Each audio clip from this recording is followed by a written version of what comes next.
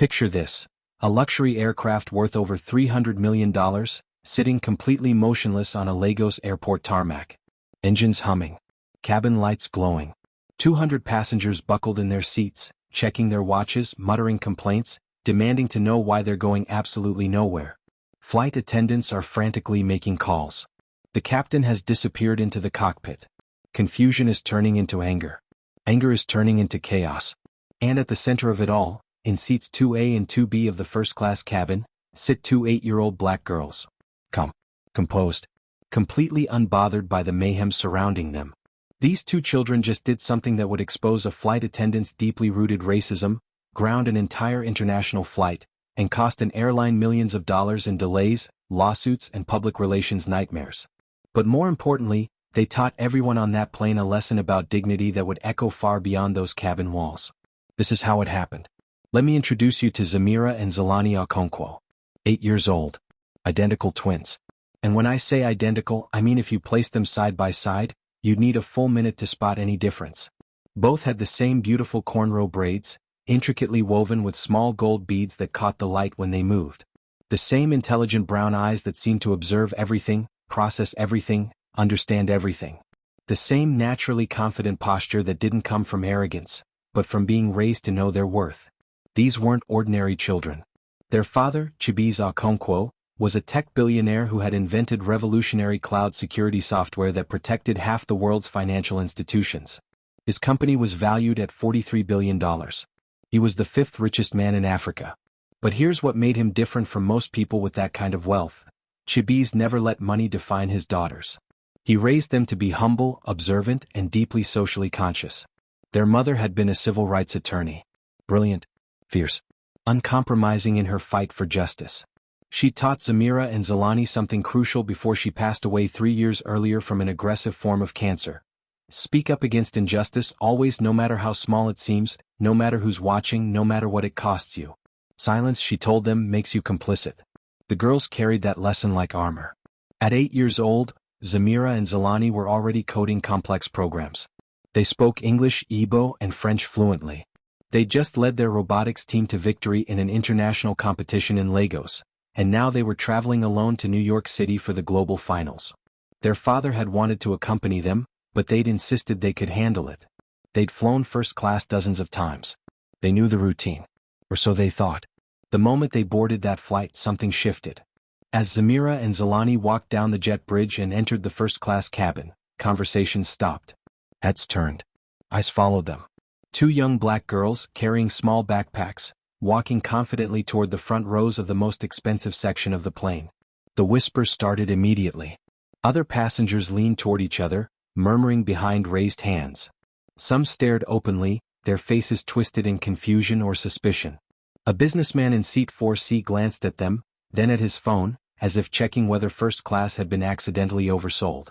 A woman in designer sunglasses nudged her husband and whispered something that made him look over his shoulder.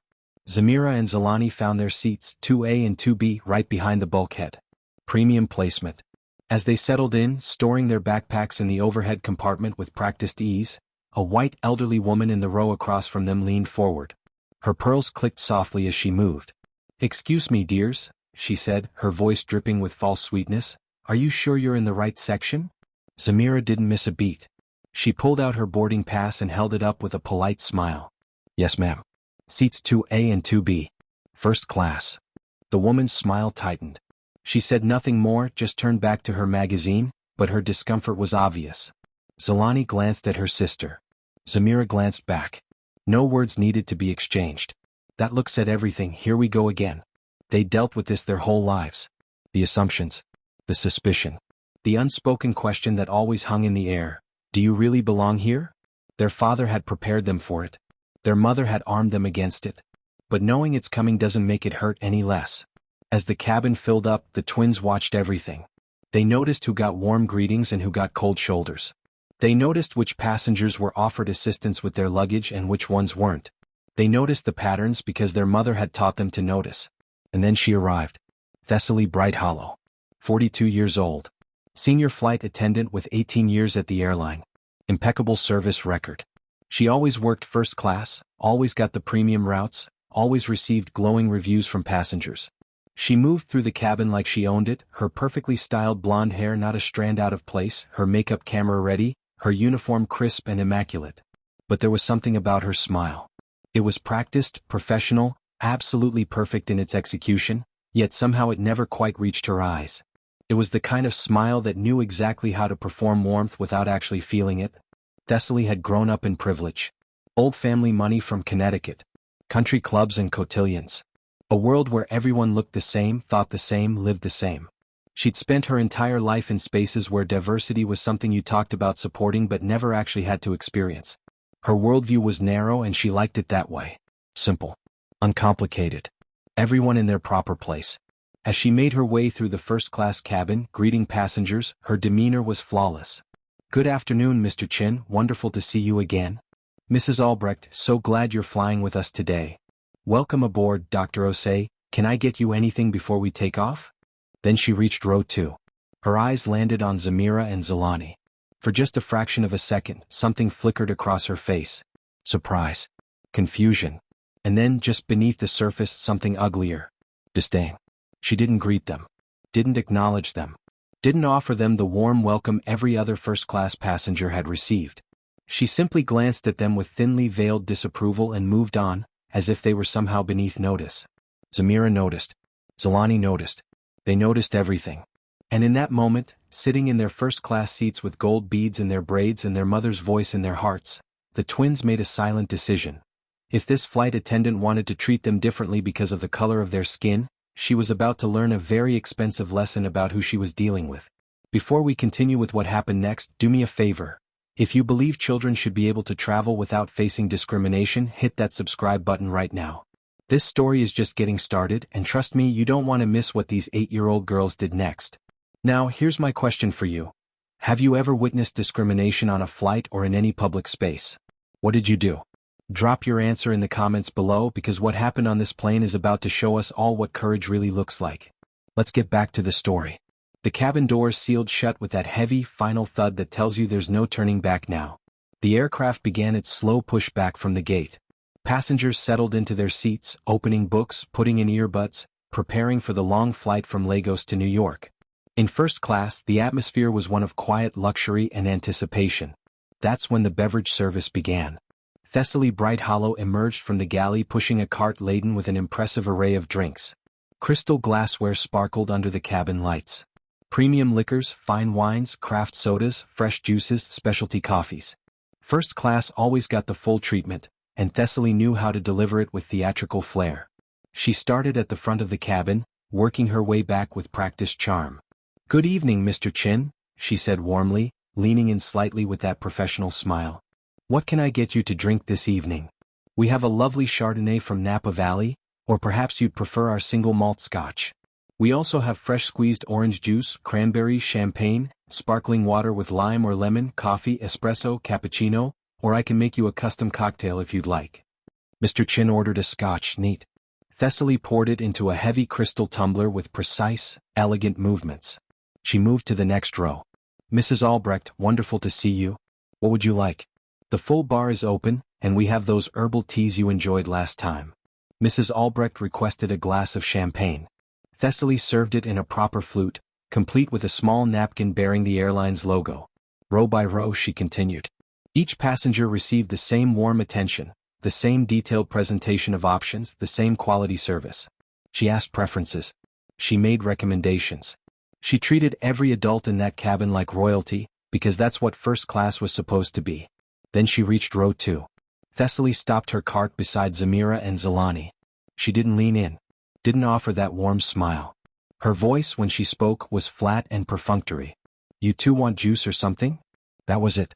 No options. No warmth. No presentation.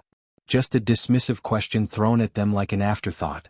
Zamira looked up at her, those intelligent brown eyes taking everything in. She'd heard how Thessaly spoke to the other passengers. She'd watched the entire beverage service. She knew exactly what was happening. "Yes, ma'am," Zamira said politely. "I'd like sparkling water with lemon, please." Thessaly's smile tightened. Her jaw clenched almost imperceptibly. "We don't usually give that to." She caught herself, adjusted. "I'll see what I can do." She turned to Zelani, didn't wait for her to speak. Same for you? Zelani nodded. Yes, please. Thessaly walked back to her cart. The twins watched as she bypassed the crystal glassware entirely and instead pulled out 2 plastic cups, the kind you'd get in economy class. Cheap, disposable, utterly ordinary. She filled them not with sparkling water, but with apple juice from a small carton. No lemon. No ice. No care. She returned and placed the plastic cups on their tray tables without a word, then moved on to the next row, where she immediately resumed her warm, professional demeanor with the passenger behind them. Zelani leaned close to her sister and whispered, barely audible, "She did that on purpose." Zamira whispered back, "I know. Let's see if it continues." The twins didn't touch their apple juice. They sat there watching, waiting, gathering information. Their mother had taught them this. When someone shows you who they are, pay attention. Document the pattern. 1 incident could be a mistake. 2 incidents could be a coincidence. But 3? 3 is a pattern, and patterns reveal character. They didn't have to wait long. 20 minutes later, the meal service began. In first class, meal service wasn't just food delivery, it was an experience. An event. The flight attendants transformed the cabin into a fine dining establishment at 35,000 feet. Thessaly and Jorvik, a younger flight attendant with kind eyes and an uncomfortable demeanor, began working the cabin together. They moved methodically, presenting each passenger with elegant menu cards printed on heavy cardstock. The options were impressive. Herb-crusted filet mignon with roasted vegetables and truffle mashed potatoes, pan-seared salmon with quinoa and asparagus, wild mushroom risotto for the vegetarian option. Each meal came with a starter salad, artisan bread, and a choice of gourmet desserts. The presentation was immaculate. Each passenger received their meal on proper china plates with real silverware and cloth napkins. The filet mignon was garnished with microgreens. The salmon had a delicate lemon butter sauce artfully drizzled across the plate. These weren't just meals, they were culinary productions designed to justify the $4,000 ticket price. Zamira and Zelani watched as, row by row, passengers received this treatment. Thessaly would stop at each seat, present the menu, take the order with attentive care, then return minutes later with a beautifully plated dish. She'd describe the meal as she set it down. "Here's your filet mignon, cooked medium rare as requested, with our signature truffle mashed potatoes." She'd ask if they needed anything else. Offer fresh ground pepper. Refill drinks. The twins waited for their turn. Thessaly approached their row. She didn't present them with menus. Didn't ask what they'd like. Didn't offer any options at all. Instead, she reached into her service cart and pulled out a single plate. Not china. It was a standard economy class plastic plate. And on that plate sat a children's meal, something that looked like it had been pulled from a completely different menu. Chicken tenders, French fries, and a small pile of carrot sticks. Simple. Basic. The kind of meal you'd give a toddler at a fast food restaurant. Thessaly placed this single plate directly between the 2 girls, right on the dividing console between seats 2A and 2B. "Here you go, girls," she said with that fake smile. "You can share this." Share. 1 plate. 2 first-class passengers. Around them, the cabin continued its symphony of luxury. Crystal clinked. Conversations hummed. Nobody noticed. Or more accurately, several people noticed but immediately looked away, pretending they hadn't seen what just happened. It's amazing how quickly people can become intensely interested in their phones or their books when witnessing something uncomfortable. Zamira looked at the single plate. Then at Thessaly. When she spoke, her voice was calm, measured, respectful. Exactly how her mother had taught her to speak when addressing injustice. "Excuse me, we'd each like our own meal, please? And we'd like to see the menu." Thessaly's expression shifted. The fake smile remained, but her eyes hardened. Her tone became condescending, the way adults sometimes speak to children they think don't understand how the world works. "Sweetie," she said, drawing out the word, "this is what we have available for children. Just share it nicely, okay?" Zelani, sitting in seat 2B, leaned forward. Her voice was steady, factual. "The boy 3 rows back got his own meal. Why can't we?" She was right.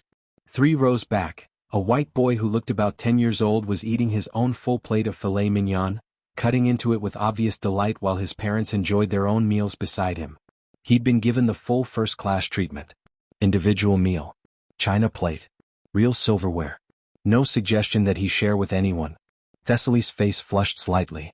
Her voice took on an edge, irritation seeping through the professional veneer. "That's different. Just eat what you've been given." Different? That one word said everything. Different how? Different because he was white? Different because his parents were sitting with him? Different because Thessaly decided it was different? The twins knew exactly what she meant. Thessaly turned sharply and walked away, her heels clicking against the cabin floor with aggressive finality. She returned to the galley, already focusing on the next row of passengers who would receive proper service, proper meals, proper respect. Zamira and Zelani looked at each other. This wasn't just poor service. This wasn't just rudeness. This was deliberate, calculated discrimination. They were being treated as less than because of how they looked, and Thessaly wasn't even trying to hide it anymore. Zamira reached into her small backpack and pulled out her phone. It was a kid-safe phone that their father insisted they carry whenever they traveled. It had limited features, carefully monitored, but it had a camera and a voice recording app. Tools he'd given them specifically for situations like this, though he'd hoped they'd never need to use them. Zelani whispered, "Are you calling Dad?" Zamira shook her head slightly. "Not yet. First, we document." Their mother's voice echoed in their minds, "Evidence matters. When you speak up against injustice, you need proof. Words can be denied, but documentation can't be ignored." Zamira carefully angled her phone and took a clear photograph of the single plastic plate sitting between them with its economy-class chicken tenders, while around them other passengers enjoyed their gourmet meals on proper dishware. She made sure the photo captured the contrast, their cheap plastic plate in the foreground and in the background just visible, another passenger's china plate with filet mignon. Then she opened her voice memo app and pressed record. She slipped the phone into her cardigan pocket, microphone facing outward. Whatever happened next, they'd have audio evidence. "Come on," Zamira said quietly to her sister. The two girls unbuckled their seatbelts and stood up. With calm, deliberate steps, they walked down the aisle toward the galley where Thessaly was preparing the next round of meals. They weren't running, weren't causing a scene. They were simply two children walking with dignity and purpose, about to stand up for themselves. Jorvik, the younger flight attendant, saw them coming. Something in his expression suggested he knew this wasn't going to end well. Zamira stopped a respectful distance from Thessaly and spoke clearly, politely, but firmly. "Ma'am, we'd like to order from the first-class menu, please. We each need our own meal." Thessaly turned, and the mask of professionalism was slipping now. Annoyance flickered openly across her face. "I already told you what's available." Zamira didn't back down. "You gave that gentleman the filet mignon. We'd each like that, please." And that's when Thessaly lost it. Her voice dropped low, but it was sharp, cutting, filled with barely contained anger. "Listen, little girl, I don't know who you think you are, but you need to go back to your seat and eat what you've been given." "Little girl," said with such contempt, such dismissal. As if Zamira's age somehow negated her right to be treated fairly. Zelani stepped up beside her sister, and together they stood there, two 8-year-olds facing down an adult who was supposed to be serving them, protecting them, treating them with basic human dignity. "We paid for first-class tickets," Zelani said, her voice unwavering. "We should get first-class service." Thessaly's voice rose now, loud enough that nearby passengers couldn't pretend not to hear anymore. "Your parents paid for those tickets. Maybe they should have taught you some manners." The implication was clear and cruel. These children were spoiled, entitled, lacking proper upbringing. Never mind that they'd been nothing but polite. Never mind that they were simply asking for equal treatment. In Thessaly's worldview, the very act of these black girls expecting the same service as white passengers was somehow proof of bad manners. Jorvik, who'd been watching this entire exchange with growing discomfort, finally stepped forward. "Thessaly, maybe we should." Thessaly cut him off with a sharp gesture. "I've got this handled." She turned back to the twins, and her voice was now a command, sharp and authoritative, the kind of tone you use with disobedient animals. "Go. Sit down. Now." The cabin had gone quiet. Passengers were watching now, unable to avoid the confrontation happening right in front of them. Some looked uncomfortable. Some looked away. Some watched with open curiosity. But nobody intervened. Nobody spoke up. Nobody said, "Wait, this isn't right." Zamira and Zelani stood there for one more moment, and in that moment they made a decision. They tried the polite approach. They tried the reasonable approach. They'd asked nicely, explained clearly, and been met with nothing but escalating hostility and disrespect. It was time to call their father. But before they did that, they had something else to do. Something their mother had taught them. When people show you who they really are, when they reveal their bias and their hatred, you don't just walk away. You make sure there's a record. You make sure the truth can't be hidden or denied or explained away. The recording was still running in Zamira's pocket, capturing every word. And what Thessaly Bright Hollow didn't know, what she couldn't possibly have imagined in her narrow, privileged worldview, was that these two 8-year-old girls she was dismissing so contemptuously had the power to ground this entire flight. Their father wasn't just rich. He was strategic. He was protective. And he had spent years preparing his daughters for exactly this kind of moment. Now here's what I want to know from you. If you were a passenger on that flight watching this unfold, would you have spoken up? Would you have defended those girls, or would you have stayed silent like everyone else? Drop your answer in the comments because what happens next is going to make you think about that question very carefully. And if you want to see how these 8-year-olds brought an entire airline to its knees, hit that subscribe button right now. Because what Zamira and Zelani did next changed everything. Zamira and Zelani walked back to their seats in row 2 with measured steps. They didn't stomp, didn't cry, didn't make a scene. They simply returned to their places, buckled their seatbelts, and sat there while the chaos of their dismissal still hung in the air around them. The recording was still running in Zamira's pocket. Every word Thessaly had said was captured. Every dismissive tone. Every condescending command. The evidence was there, digital and undeniable. Zamira carefully pulled out her phone, stopped the recording, and saved the file. She labeled it with the date, time, and flight number. Then she opened her photos and looked at the image she'd taken. That single plastic plate with economy-class chicken tenders sitting between 2 first-class seats, while in the background, other passengers enjoyed their gourmet meals on proper china. The contrast was damning. Zelani leaned close and whispered, "Should we call Dad now?" Zamira was quiet for a moment, thinking. Despite everything that had just happened, despite the humiliation and the anger simmering beneath her calm exterior, she remembered something their mother used to say. Something she'd repeated so many times it had become like a mantra in their household. "Let's give her one more chance," Zamira whispered back. Mom always said to try resolving things first. Escalate only when you have to. Their mother had been deliberate about this teaching. She'd been a civil rights attorney who understood the system, who knew that sometimes people made mistakes, sometimes they didn't realize the harm they were causing, and sometimes, if you gave them an opportunity to correct course, they would. But she'd also taught them that documentation was essential, that staying calm was power, and that knowing your rights was the best defense against injustice. These weren't ordinary 8-year-olds sitting in those first-class seats. These were children who'd been raised in a household where dinner conversations included discussions about implicit bias, systemic discrimination, and the importance of speaking truth to power. They'd been taught to code before they learned cursive. They spoke 3 languages. They understood legal concepts that most adults never bothered to learn. Their mother had trained them for this exact scenario, though she'd hoped they'd never need to use that training. "One more chance," Zelani agreed. "We'll call for the head flight attendant. Make it official." Zamira nodded. "If she still refuses to treat us fairly, then we call Dad." They knew the hierarchy. They understood the chain of command. And they were going to follow the proper procedure because their mother had taught them that credibility comes from doing things the right way, even when others aren't. Zamira reached up and pressed the call button above their seats. A soft chime echoed through the cabin. The little light above row 2 illuminated, signaling that passengers needed assistance. 30 seconds passed. Then a minute. The light stayed on but nobody came. In row 5, a businessman had pressed his call button 2 minutes after theirs. Thessaly appeared at his seat within 20 seconds. The twins exchanged a look. Even the response time was different. Finally, Jorvik appeared. The younger flight attendant looked distinctly uncomfortable as he approached their row. His eyes darted toward the galley where Thessaly was still working, then back to the girls. He seemed like someone who knew something wrong was happening but didn't quite have the courage to confront it directly. "Can I help you?" he asked, his voice kind but uncertain. Zamira looked up at him with those intelligent brown eyes and spoke with perfect composure. "We'd like to speak with the head flight attendant, please." Jorvik's expression shifted. A flash of concern crossed his face. "That's Thessaly. Is there a problem?" Zelani spoke up, her voice quiet but firm. "Yes. We're being discriminated against." The word hung in the air like a bomb. Discrimination. It's one of those words that changes the atmosphere of a conversation instantly. It's a legal term. A serious accusation. The kind of thing that can end careers and cost companies millions. Jorvik's face went pale.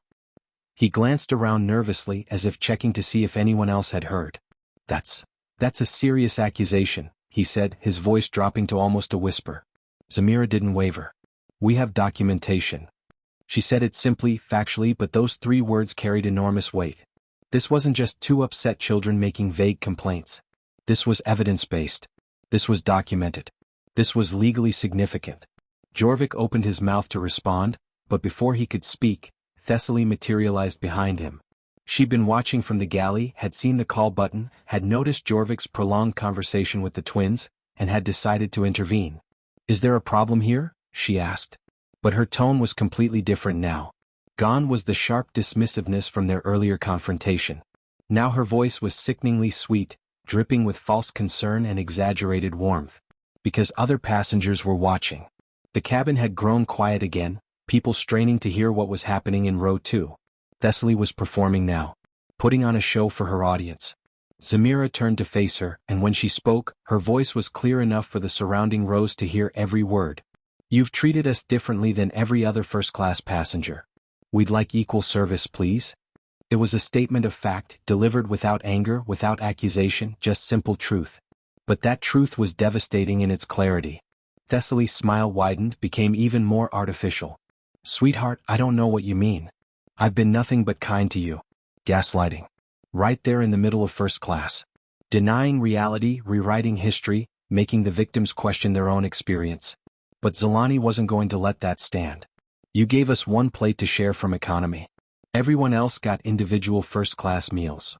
A woman in the row behind them, a white woman in her 50s named Mirabelle wearing expensive jewelry and designer clothes, leaned forward slightly. She'd been watching this whole interaction and now she spoke up, but not in the way you might hope. "Oh," Mirabelle said, her tone suggesting innocent confusion, "I thought that was what they ordered." And just like that, Thessaly had an ally. An escape route. A witness who would back up her version of events. Thessaly seized the moment immediately. "Exactly," she said, her voice full of false vindication. "They're children. They don't need full portions. I was being considerate, preventing food waste." It was a masterful deflection. Suddenly this wasn't about discrimination, it was about portion control. Environmental consciousness. Being thoughtful about children's appetites. Thessaly was reframing the entire narrative in real time and she was good at it. Zamira felt the conversation slipping away from the truth, being twisted into something else entirely. She had to be specific. Had to cut through the manipulation with concrete facts. "We asked for the filet mignon," she said clearly. "You refused." Thessaly's expression hardened for just a fraction of a second before the sweet mask returned. "I don't appreciate your tone, young lady." There was again. Tone policing. When you can't argue with the facts, attack the delivery. Suggest that the problem isn't discrimination, but rather that these children are being disrespectful, inappropriate, badly behaved. The passengers watching this exchange were now faced with a choice.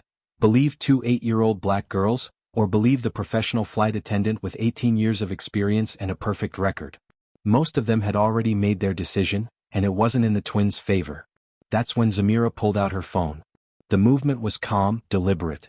She held it in her hand, looking directly at Thessaly. Thessaly's eyes locked onto the phone, and her voice took on an authoritative edge. "Put that away. Electronic devices need to be." Zamira interrupted, her voice steady. "We're still on the ground. I'm calling my father." The plane was indeed still on the ground. They'd been delayed for some reason, hadn't even started taxiing yet. Personal electronic devices were perfectly allowed. Thessaly's expression shifted again. The sweet facade cracked, and something ugly and triumphant emerged. She actually smirked, a condescending little smile that said she thought she'd already won this battle. "Go ahead, sweetheart," Thessaly said, her voice dripping with mockery. "Call Mommy and Daddy to complain." "Mommy and Daddy," said with such contempt. Such dismissal. As if parental involvement would somehow prove these children were weak, spoiled, unable to handle their own problems. And that's when Zelani spoke. Her voice was quiet, but it cut through the cabin like a blade. Fierce and controlled and filled with a pain that silenced everyone who heard it. "Our mother is dead." The words landed like a physical blow. The smirk disappeared from Thessaly's face, replaced briefly by shock, then by carefully controlled blankness. This was the moment. The moment where a decent human being would apologize. Would express sympathy. Would acknowledge that maybe, just maybe, they'd misjudged the situation. Thessaly said nothing. No apology. No condolence. No acknowledgement of the pain she just carelessly stomped on. She just stood there, silent, her jaw tight. And in that silence, Zamira dialed. The phone rang once. Twice. 3 times. Around them, passengers shifted uncomfortably.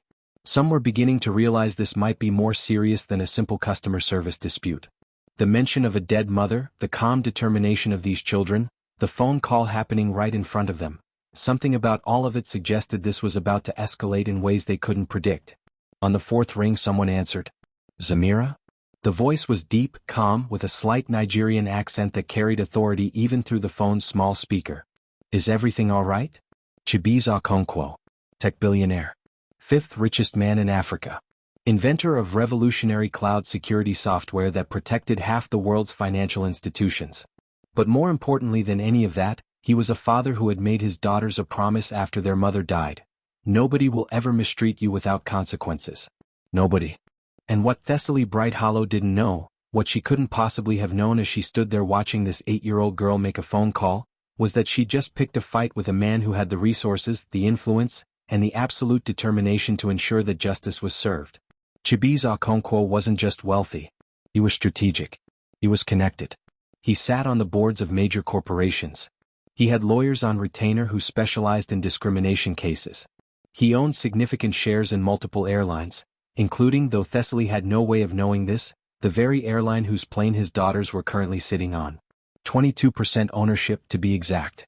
Not controlling interest, but more than enough to make phone calls that got answered immediately, to demand investigations that couldn't be ignored, to ensure that incidents like this didn't just get swept under the corporate rug with a voucher and an empty apology. He'd bought those shares 2 years ago for exactly this reason. After his daughters had faced discrimination at a luxury hotel, he'd realized that being rich wasn't enough. You needed leverage. You needed the ability to make institutions listen, to force accountability, to create consequences for those who thought they could mistreat children simply because of the color of their skin. His daughters didn't know about the airline shares. He'd never told them. He didn't want them growing up thinking they could throw their weight around or use his influence carelessly. But he'd made sure that if they ever truly needed him, if they ever faced real injustice, he could respond with overwhelming force. And now, 35,000 feet away in his Lagos office, Chibueze Okonkwo was about to learn that his daughters needed him. Zamira's voice was steady as she spoke into the phone. Dad, we have a situation. Those 4 words were about to change everything. For Thessaly Bright-Hollow. For this flight. For every passenger sitting in that cabin. For the airline's entire approach to discrimination training. For the millions of dollars in lawsuits and settlements and public relations disasters that were about to unfold. But most importantly, those 4 words were about to prove something that Thessaly had clearly never learned in her 42 years of privileged existence. Never underestimate children who've been taught to stand up for themselves. Never assume that youth equals powerlessness. And never, ever mistreat someone when you don't know who their father is. The phone call was just beginning. The plane was still on the ground. And 200 passengers were about to learn that this flight wasn't going anywhere until justice had been served. Here's my question for you, and I really want you to think about this. Have you ever witnessed someone being mistreated and stayed silent because you didn't want to get involved? Be honest in the comments below, because what's about to happen on this flight is going to show us exactly why silence in the face of injustice is never the answer. And if you want to see what happens when a billionaire father gets a phone call from his daughters reporting discrimination, smash that subscribe button right now. Because what Chibueze Okonkwo does next is going to absolutely shock you. The phone rang in Chibueze Okonkwo's Lagos office at exactly 3:47 p.m. local time. He was in the middle of a video conference with his security team, discussing the latest updates to their encryption protocols, when he saw his daughter's name flash across his personal phone screen. He held up one finger to pause the meeting and answered immediately. When your 8-year-old daughters are traveling alone across the Atlantic Ocean, you always answer immediately. Zamira? His voice was deep and calm, controlled in that way that comes from years of high-stakes negotiations and billion-dollar deals. There was a slight Nigerian accent, the kind that spoke of his roots even though he'd spent half his life navigating international business. Is everything all right? Through the phone speaker, clear enough for nearby passengers to hear, came Zamira's voice. Still composed. Still controlled. But underneath that control, Chibueze could hear something else. His daughter was upset and she was working very hard not to show it. Dad, we have a situation. Those 4 words told Chibueze everything he needed to know. Not, we have a problem. Not, something happened. A situation. That was the word they'd agreed on. The code word that meant something serious was happening, something that required his intervention, something that needed to be handled carefully and with documentation. His entire demeanor shifted. The businessman conducting a routine meeting disappeared, replaced by a father in protection mode. He muted his video conference without explanation and gave his daughter his complete attention. "Tell me everything," he said. Calmly. "Factually. Take your time." And Zamira did. She explained the beverage service, the plastic cups of apple juice while others received crystal glassware and their choice of premium drinks. She described the meal service, the single economy class plate placed between her and her sister while every other first-class passenger received individual gourmet meals on proper china. She recounted their attempts to resolve the situation politely, the dismissive responses, the condescending tones, the outright refusal to provide equal service. She didn't exaggerate, didn't embellish, didn't let emotion color the facts. She reported it exactly as it had happened, like the young attorney her mother had been training her to become. While she spoke, she pulled up the photo she'd taken and sent it to her father's phone. Then she sent the audio recording. Every word, every dismissive comment, every condescending tone. All of it documented and transmitted across thousands of miles and seconds. Chibueze opened the files on his laptop while his daughter spoke. He looked at the photograph, that single plastic plate with chicken tenders sitting between two first-class seats, the contrast with other passengers' meals visible in the background. Then he played the audio recording. He heard Thessaly's voice. "Listen, little girl, I don't know who you think you are, but you need to go back to your seat and eat what you've been given." He heard her say, "Your parents paid for those tickets. Maybe they should have taught you some manners." His jaw tightened. His eyes went cold. But his voice remained perfectly calm when he spoke. "You did exactly right, Zamira. Your mother would be very proud of how you handled this." There was a brief pause. Then Chibueze's voice took on a different quality.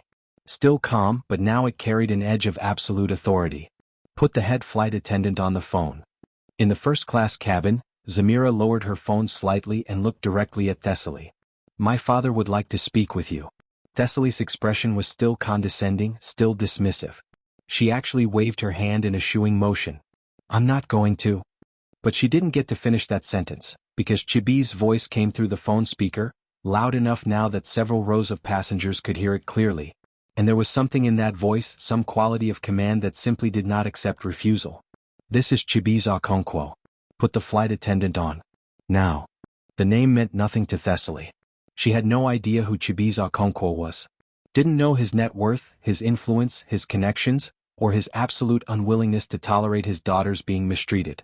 To her, he was just another parent calling to complain, and she'd handled hundreds of those over her 18-year career. She rolled her eyes, actually rolled her eyes, and took the phone from Zamira with exaggerated patience, as if she were humoring a child's silly request. "Sir," she said, her voice dripping with professional condescension, "your daughters are being disruptive." Chibueze cut her off immediately. "My daughters are documenting discrimination. I want your full name and employee ID." Thessaly's expression shifted slightly. The word discrimination again. But she still thought she had the upper hand here. She was the authority figure. She had 18 years of experience. She had the airline backing her. Some parent calling from another country couldn't actually do anything to her. "I don't have to give you." Thessaly Bright Hollow, employee ID 47823. "I already know. I want you to confirm it." The color drained from Thessaly's face. She actually stumbled back half a step. How did he know? How could he possibly know her employee ID number? That information wasn't public. It wasn't something you could just look up online.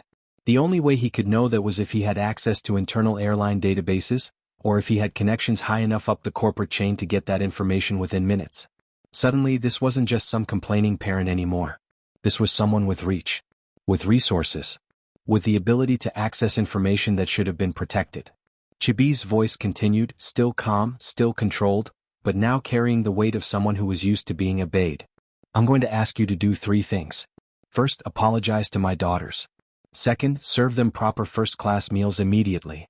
Third, inform the captain that I need to speak with him." Thessaly was stammering now, her professional composure completely shattered. I can't just. Then this flight doesn't take off." 5 words. Said with absolute certainty. Not a threat. Not a bluff. A simple statement of fact.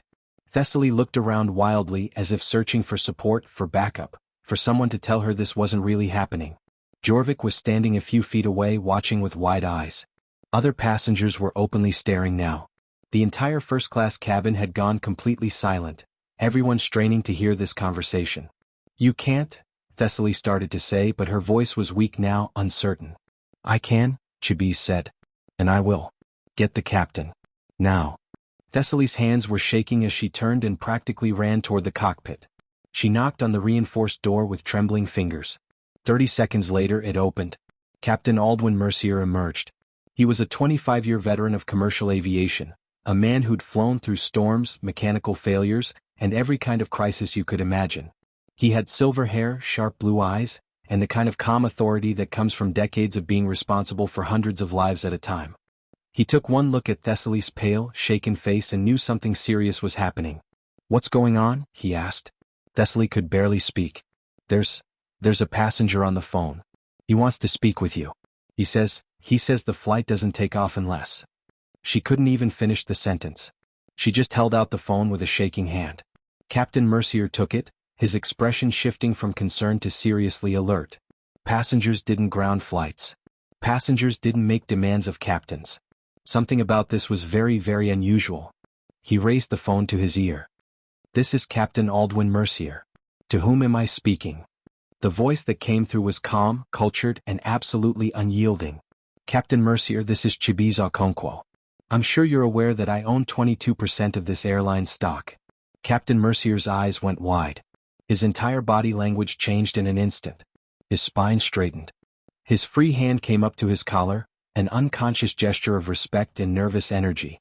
Mr. Okonkwo, he said, and his voice had taken on a completely different tone now, respectful, almost deferential. I wasn't aware your daughters were on this flight. 22%. That number was now echoing through the captain's mind. 22% ownership meant Chibueze Okonkwo was one of the airline's largest individual shareholders. Not the largest, the founding family still held controlling interest, but large enough that he had a permanent seat at board meetings. Large enough that when he spoke, executives listened. Large enough that he could cause serious problems if he wanted to. Chibueze's voice remained calm, but every word was precisely chosen, carrying maximum impact. They weren't supposed to be treated any differently than other passengers. Yet they were. I've documented everything. Unless this is resolved to my satisfaction, this plane doesn't leave the tarmac. And tomorrow morning, your board will be answering questions about why one of their senior flight attendants thought it was acceptable to discriminate against children in first class. Captain Mercier's mind was racing. A major shareholder. Documented discrimination. Children involved. This was every airline executive's worst nightmare. This wasn't just about customer service anymore. This was about liability, lawsuits, public relations disasters, potential federal investigations by aviation authorities and civil rights organizations. Sir, Captain Mercier said, and there was genuine concern in his voice now, I'll handle this immediately. I give you my word. I'm going to hold you to that, Captain. I want a full report of what happened, how it's being addressed, and what steps are being taken to ensure it never happens again. I want it in writing and I want it within 24 hours. And Captain? If I'm not satisfied with how this is resolved, I will be at the next board meeting with my attorneys, and we will be discussing not just this incident, but a comprehensive audit of your airline's discrimination policies and training procedures. Captain Mercier understood exactly what that meant. A comprehensive audit by a major shareholder accompanied by attorneys wasn't a review, it was a weapon. It meant investigators combing through every complaint, every incident report, every training record. It meant publicity. It meant potential federal involvement. It meant the kind of scrutiny that could cost executives their jobs and the company millions in settlements and reforms. I understand completely, Mr. Okonkwo. You have my personal assurance this will be handled properly. See that it is. Now let me speak with my daughters. The captain walked quickly to row 2 and handed the phone to Zamira. His expression when he looked at the twins was completely different from how Thessaly had looked at them. This wasn't dismissiveness or disdain. This was recognition. These weren't just children anymore. These were the daughters of a man who could make or break careers, who had just demonstrated that he had both the resources and the will to ensure his children were treated with dignity. Chibueze's voice came through the phone, gentler now, speaking to his daughters. Are you both okay? Yes, Dad, Zamira said. I'm proud of you. Both of you. You handled this exactly right. The captain is going to make sure you're taken care of. If anything else happens, anything at all, you call me immediately. Understood. Understood. I love you both. Win that robotics competition. We will, Dad. The call ended. Zamira lowered the phone and looked at her sister. They didn't smile. Didn't celebrate. They'd done what needed to be done, what their mother had taught them to do. Document injustice, speak truth to power, and don't back down when you know you're right. And what Thessaly Bright Hollow still didn't understand, what she was about to learn in the most devastating way possible, was that Chibueze Okonkwo hadn't bought 22% of this airline stock as an investment strategy. He'd bought it 2 years ago, right after his daughters had faced discrimination at a luxury hotel in Paris. The hotel had offered vouchers and apologies, but no real consequences, no actual change. Chibueze had realized then that being wealthy wasn't enough. You needed leverage. You needed to be inside the institutions, not outside them. You needed the power to force accountability, not just demand it. So he'd started quietly buying significant stakes in companies his daughters were likely to interact with. Airlines, hotel chains, even the robotics competition organization. Not controlling stakes, he didn't want to run these companies. Just enough ownership to ensure that when his daughters reported discrimination, when they documented injustice, there would be consequences that mattered. He'd experienced too much racism himself growing up in Nigeria and then building his business globally. He'd been dismissed, underestimated, discriminated against more times than he could count. He'd built his success despite all of it, climbing over every obstacle, proving every doubter wrong. But his daughters? His precious girls who'd already lost their mother? They were not going to face that same battle unprotected. He couldn't shield them from every instance of racism. That was impossible in a world still poisoned by prejudice. But he could make damn sure that when it happened, when someone like Thessaly Bright Hollow thought she could treat them as less than human, there would be swift, decisive, unmistakable consequences. That phone call had just set those consequences in motion. And if you think that was intense, just wait until you see what happens next. Because Captain Mercier is about to do something that will shock every passenger on that plane, and Thessaly Bright Hollow's 18-year career is about to come to a very abrupt end. Hit that subscribe button right now if you want to see justice served in the most satisfying way possible. Because what happens in the next few minutes is going to restore your faith in accountability. Captain Aldwin Mercier stood at the front of the first-class cabin, his silver hair catching the overhead lights, his uniform immaculate, his expression grave. The entire cabin had gone silent. Passengers who'd been pretending to read or sleep were now openly watching, waiting to see what would happen next. This was unprecedented. Captains didn't usually leave the cockpit during boarding. They certainly didn't address passengers before takeoff. But these weren't usual circumstances. Captain Mercier's voice carried through the cabin with the authority of someone who'd spent 25 years commanding aircraft and managing crises. But underneath that authority there was something else. Genuine remorse. Ladies and gentlemen, I need your attention please. Every head turned toward him. Even passengers in the rows behind first class were craning their necks to see what was happening. I want to address an incident that occurred during our boarding process today. 2 of our passengers, Zamira and Zelani Okonkwo, were subjected to discriminatory treatment by a member of our cabin crew. They were denied equal service, spoken to with disrespect, and treated differently than other first-class passengers based solely on their age and appearance. The cabin was so quiet you could hear the ventilation system humming. Several passengers shifted uncomfortably in their seats. Some looked ashamed. Others looked shocked, as if they couldn't believe a captain was openly admitting to discrimination on his aircraft. Captain Mercier turned to face row 2 directly, making eye contact with the twins. Zamira, Zelani, on behalf of this airline and this crew, I offer you my sincere and unreserved apology. What happened to you was wrong. It was unacceptable. And it will not be tolerated. He paused, letting those words sink in throughout the cabin. Effective immediately, Senior Flight Attendant Thessaly Bright Hollow is being removed from this flight and will be placed on administrative suspension pending a full investigation into this incident. Thessaly, who'd been standing near the galley in a state of shock since the phone call ended, let out a sound that was half gasp, half sob. Her face crumbled. Tears began streaming down her carefully made-up face, leaving tracks of mascara. I didn't mean. She started, her voice breaking. I wasn't. She was trying to construct a defense, trying to claim that her actions hadn't been intentional, hadn't been rooted in bias, hadn't been exactly what everyone knew they were. She was reaching for the same excuses that people always reached for when confronted with their own prejudice. I didn't mean it that way. You're being too sensitive. You misunderstood my intentions. Zelani, sitting in seat 2B, turned to look at Thessaly. Her 8-year-old face was calm, but her eyes held an understanding far beyond her years. She spoke quietly, but her voice carried in the silent cabin. Yes, you were. 3 words. Simple. Undeniable. Devastating. Because Zelani was right. Thessaly had meant it. Maybe not consciously. Maybe not with active malice. But she had absolutely treated those girls differently because of who they were, what they looked like, the assumptions she'd made about their worth and their place in her world. The intent didn't matter. The impact did. Captain Mercier gestured to 2 airport security officers who'd boarded the aircraft during his announcement. They approached Thessaly with professional courtesy but firm resolve.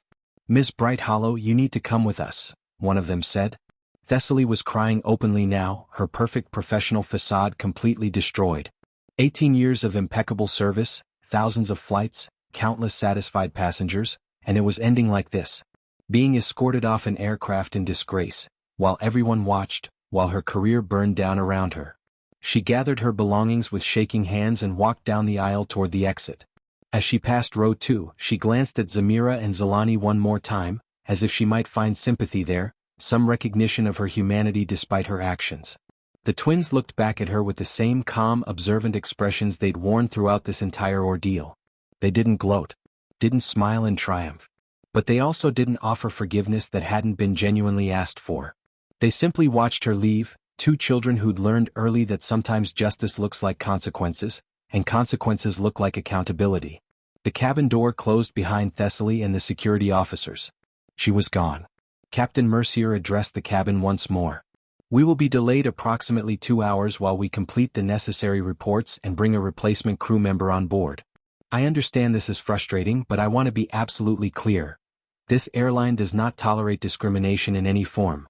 The safety and dignity of every passenger is my responsibility, and I take that responsibility seriously. He nodded once, a gesture that seemed to encompass both apology and commitment, then returned to the cockpit. Jorvik, the younger flight attendant who'd witnessed everything, approached row 2 with visible nervousness. He was carrying a tray, but unlike Thessaly's careless delivery, this was presented with care and respect. Zamira, Zelani, he said softly, I want to personally apologize for what happened to you today. I should have spoken up sooner. I should have intervened when I first noticed the disparate treatment. I failed you and I'm sorry. He placed 2 identical plates in front of them. Herb-crusted filet mignon with roasted vegetables and truffle mashed potatoes, presented on proper china with real silverware and cloth napkins. Exactly what every other first-class passenger had received. Each plate was garnished beautifully, accompanied by a small starter salad and artisan bread. I've also brought you both dessert, Jorvik continued, setting down 2 more plates. Chocolate lava cake with vanilla bean ice cream. It's the chef's special. He paused, meeting their eyes. I'm asking for your forgiveness not just for myself but on behalf of our entire crew. What happened today should never have occurred. You deserve better. Zamira and Zelani exchanged a glance, one of those silent twin communications that happened in microseconds. Then Zamira looked up at Jorvik and offered a small, genuine smile. Thank you, she said simply. We accept your apology. Zelani nodded in agreement. Thank you for the meals. Jorvik's relief was visible. He nodded, blinking back what might have been tears, and returned to his duties. The twins began eating their meals, the food that they'd been denied earlier now sitting before them exactly as it should have been from the beginning. Around them, the cabin remained unusually quiet. Other passengers were processing what they'd witnessed, grappling with their own complicity in their silence, thinking about the assumptions they'd made and the moments when they could have spoken up but didn't. 2 hours later, with a replacement flight attendant on board, the aircraft finally pushed back from the gate. The engines roared to life. The plane taxied to the runway, accelerated down the tarmac, and lifted into the air, climbing toward cruising altitude. Inside the first-class cabin, passengers who'd witnessed everything sat in contemplative silence. Some read. Some slept. But many just sat there thinking. About an hour into the flight, Mirabelle, the woman who'd earlier suggested that the twins had ordered the economy meal themselves, unbuckled her seatbelt and walked forward to row 2. She stood there for a moment, wringing her hands nervously before speaking. Excuse me, she said quietly. May I say something? Zamira looked up from the book she was reading. Of course. Mirabelle's voice was thick with emotion. I want to apologize. When you were trying to get proper service, when you were clearly being treated unfairly, I made an assumption. I suggested that you'd ordered that meal yourself. I was wrong. And more than being wrong, I was complicit. I saw what was happening, and instead of supporting you, I gave that flight attendant cover for her discrimination. She paused, wiping at her eyes. I've been sitting back there for the past hour thinking about all the times I've done that in my life. All the times I've looked the other way or made excuses when I saw injustice happening to someone else. I'm ashamed. And I'm sorry. Zamira's expression softened. She was quiet for a moment, then she spoke with the kind of wisdom that seemed impossible for an 8-year-old. It's hard to see sometimes when it's not happening to you, she said gently. When you're not the one being discriminated against, it's easy to miss. Or to explain it away. Or to convince yourself it's not really that bad. Mirabelle nodded, tears flowing freely now. That's no excuse. I should have seen it. I should have said something. You're saying something now, Zelani added. That matters too. Mirabelle reached out hesitantly, and when the twins didn't pull away, she gently squeezed their shoulders. Thank you, she whispered.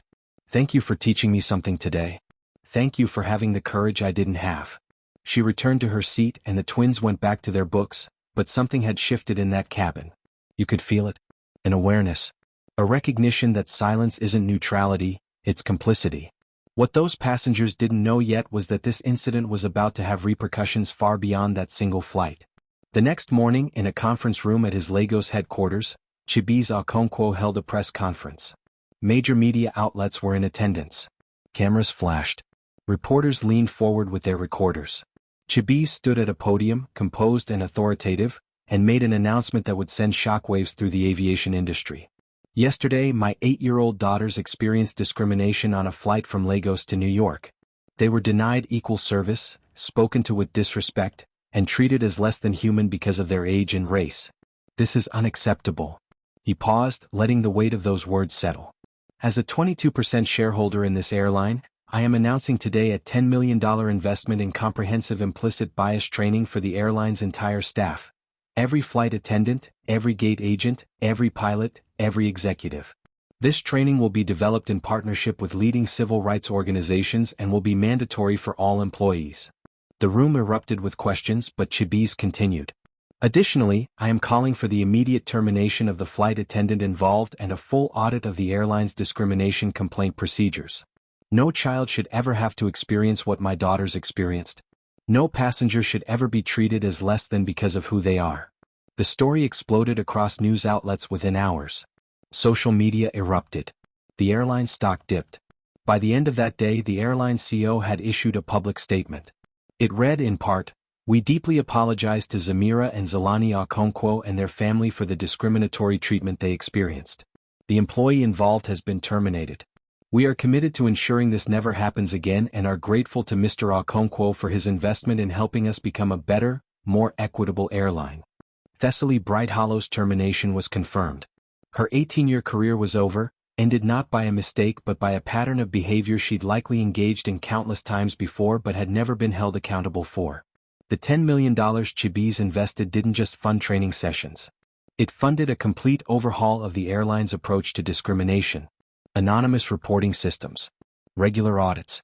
Consequences for disparate treatment. The kind of systematic change that actually makes a difference. 7 hours after takeoff, the plane landed at JFK Airport in New York. Zamira and Zelani gathered their belongings, thanked Jorvik for his service during the flight, and walked down the jet bridge into the terminal.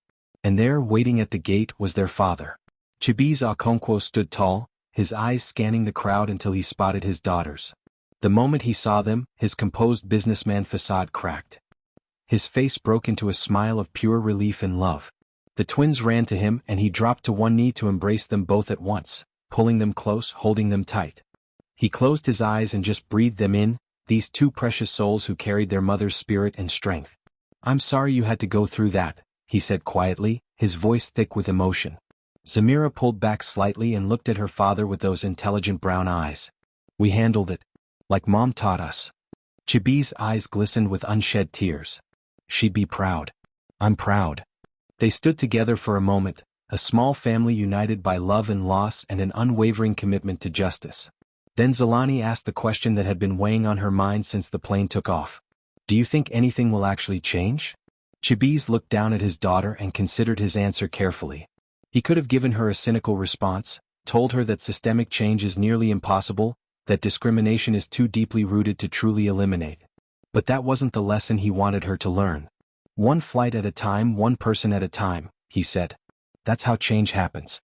You too changed that flight attendant's life today. She'll never treat another child that way again. You changed the minds of the passengers who witnessed what happened. You changed the policies of an entire airline. That's not nothing, my loves. That's everything. He stood and took their hands. Now, let's go win a robotics competition. 3 days later, Zamira and Zelani stood on a stage in Manhattan, holding a first-place trophy for the Global Robotics Finals. Their team had built an autonomous system that could identify and sort recyclables with 98% accuracy. It was brilliant. It was innovative. It was exactly what you'd expect from two girls who'd been coding since they were 6 years old. The audience applauded. Cameras flashed. Reporters asked questions about their design process, their inspiration, their future plans. But Zamira and Zelani knew something those reporters didn't. The real victory hadn't happened on that stage. It had happened on a tarmac in Lagos, when two 8-year-old girls refused to accept being treated as less than. When they documented discrimination with calm precision. When they spoke truth to power without raising their voices or backing down. Their mother had taught them that standing up for justice isn't always dramatic. Sometimes it's quiet. Sometimes it's methodical.